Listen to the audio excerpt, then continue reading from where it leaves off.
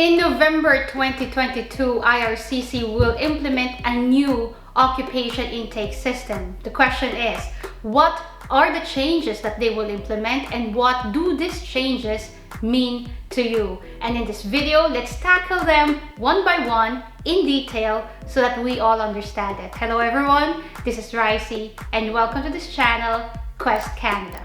Currently, IRCC operates under the NOC system or the National Occupation System. This system is highly dependent on a person's job title and education.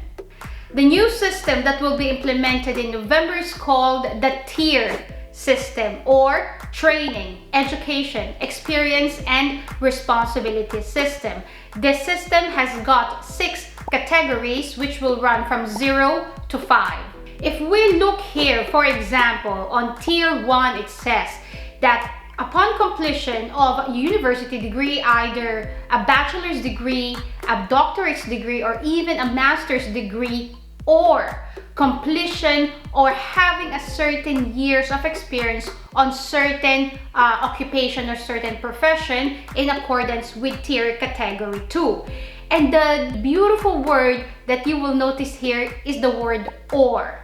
It's either you finished a university degree or you have a certain number of years of experience on certain profession when applicable according to IRCC. And therefore, it doesn't necessarily mean that you have to have a degree and a job experience. Those two are separate. There is the or that separates these two qualifications in order for a professional to apply under tier 1. This, ladies and gentlemen, is good news because this is potentially more lenient or less strict than the NOC system.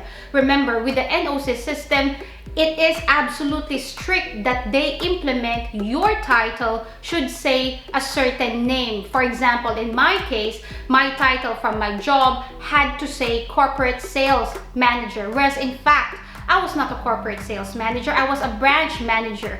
But the responsibilities that I held and did when I was working in Dubai during the time were absolutely the same as a corporate sales manager. And therefore, I spoke with my company and I told them about my scenario and I told them to put in the name corporate sales manager, because if it did not say in my employment certificate the corporate sales manager title, then I would have not been entitled to apply on the express entry. And this is a very strict parameter by IRCC, and this is one of the changes that IRCC is looking to implement in November 2022. Now, the details that IRCC has put into press release is not complete. They will release various information as we reach November 2022. For the time being, it seems with the current information available that the tier system is a less strict system than the NOC system. With the tier system, it's no longer just strictly your job title. It's no longer strictly your educational background.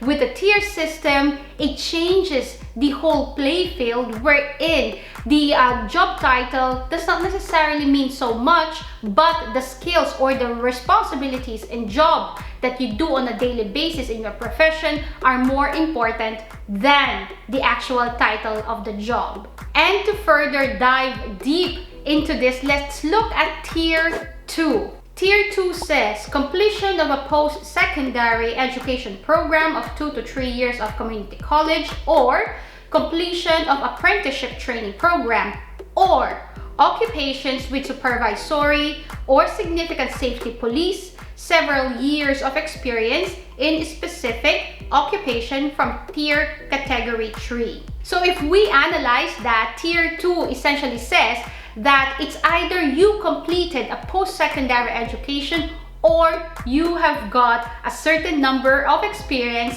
in a certain occupation to be listed by IRCC. And this is the beautiful thing about it. It doesn't say and you have to have an education and experience. It says either you have the education or the experience, and therefore this opens various doors and various windows for various professionals when it comes to applying under express entry. And aside from this potentially good news is that in November 2022, there are 16 new occupations that will be eligible under express entry application. So these occupations are here, and I will also list this in the description box.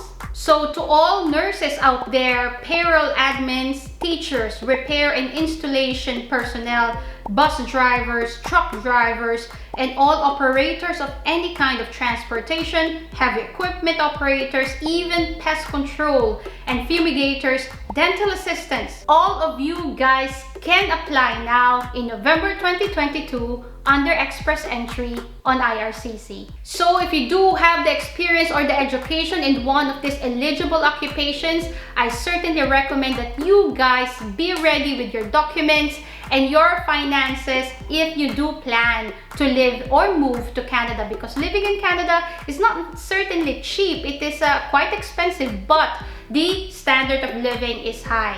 As a matter of fact, if you wonder how much it costs to live in Atlantic Canada, I do have a free downloadable file which is here, and you will also find this in the banner of this YouTube channel. I will also link it in the description box. In this file, you will have an idea about the rent, about the food, about utilities, transportation, and everything else that you need to consider in order to live in Atlantic Canada.